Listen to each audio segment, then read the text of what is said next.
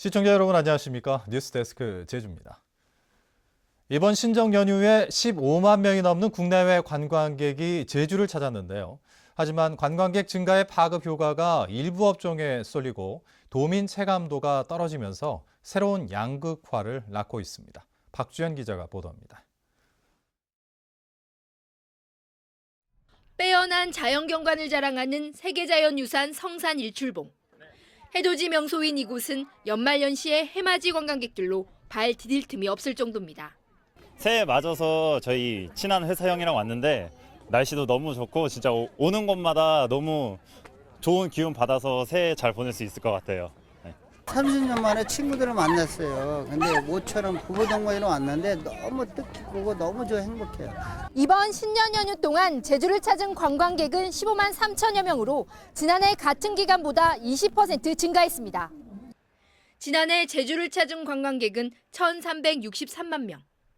사상 처음으로 1,300만 명을 돌파한 데다 재작년보다 11% 증가했습니다.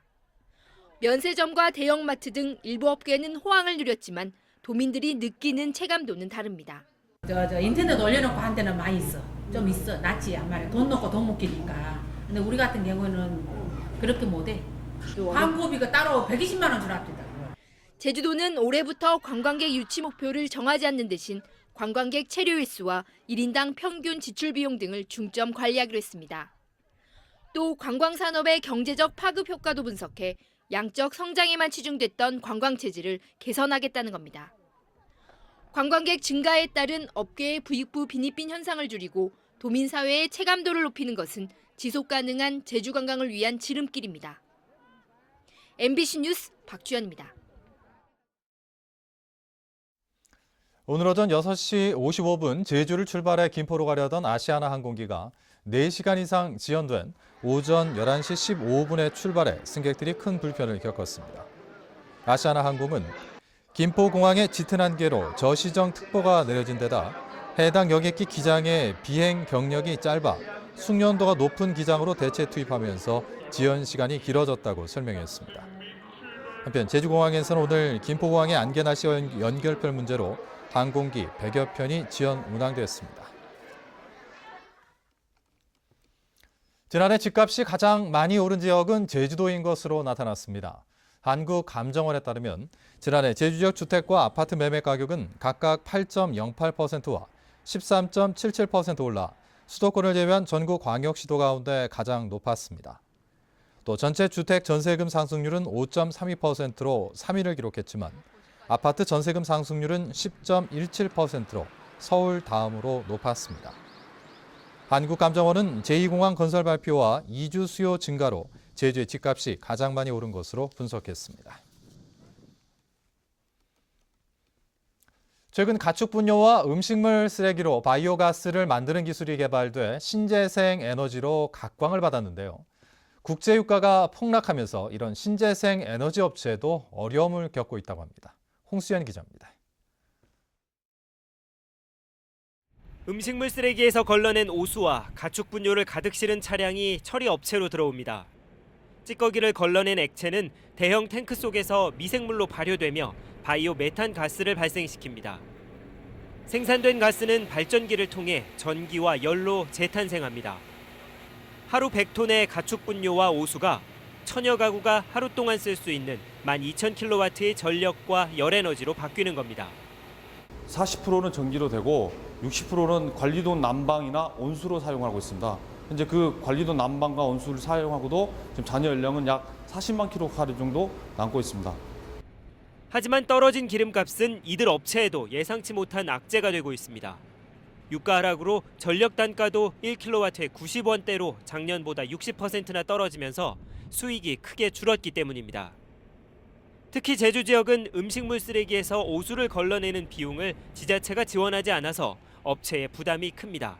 다른 지방에서는 음식물 같은 경우에 판리액을 처리하는데 약 10여만 원의 단가가 조성이 되어 있지만 현재 제주도에는 그 처리 비용이 아직 선정이 되어 있지 않아 무상으로 처리하고 있는 상황으로서 상당히 어려움이 좀 있습니다. 저유가 시대, 폐기물 재활용에도 현실을 감안한 보완책이 필요해 보입니다. MBC 뉴스 홍수연입니다. 오늘 낮 12시 20분쯤 제주시 아라동 감귤과수원에서 불이 나 감귤나무와 삼나무 38그루를 태워 소방서 추산 100여만 원의 재산 피해를 냈습니다. 경찰과 소방당국은 목격자 등을 상대로 정확한 화재 원인을 조사하고 있습니다. 어젯밤 11시 20분쯤 제주시 애월읍 애월리 농협 하나로마트 근처 일주도로에서 54살 김모 씨가 몰던 택시가 중앙선을 넘어 건너편 옹벽을 들이받았습니다. 이 사고로 택시기사 김 씨가 숨졌고 30대 승객이 다쳐 병원에서 치료를 받고 있습니다. 경찰은 승객과 목격자를 상대로 사고 원인을 조사하고 있습니다. 제주시 중앙지하상가 운영 방식을 놓고 상인회와 제주시가 갈등을 빚고 있습니다. 중앙지하상가 상인회는 최근 상가 전체를 입찰에 붙인 뒤 낙찰받은 사업자가 점포를 임대하고 점포의 양도 양수를 허용해야 한다는 자체 연구 용역 보고서를 내놨습니다. 이에 대해 제주시는 상가 전체를 입찰에 붙이면 담합 가능성이 있고 양도 양수를 허용하면 공유재산인 지하상가가 사유화된다며 반대 입장을 밝혔습니다. 사회적 기업에 대한 제주도의 재정 지원이 축소됩니다. 제주도는 올해부터 인건비 지원을 20% 줄이고 당초 선지급 후정산 방식을 시행 후 후지급 방식으로 변경한다고 밝혔습니다. 또 사회적 기업이 부담하는 사업 개발 비용을 기존 10%에서 최대 30%로 높이기로 해 사회적 기업들의 사업 위축이 우려됩니다. 제주시 교육지원청은 2016학년도 제주시 중학교 신입생 배정 인원을 확정 공고했습니다. 이상으로 뉴스데스크 제주를 모두 마칩니다. 시청자 여러분 고맙습니다.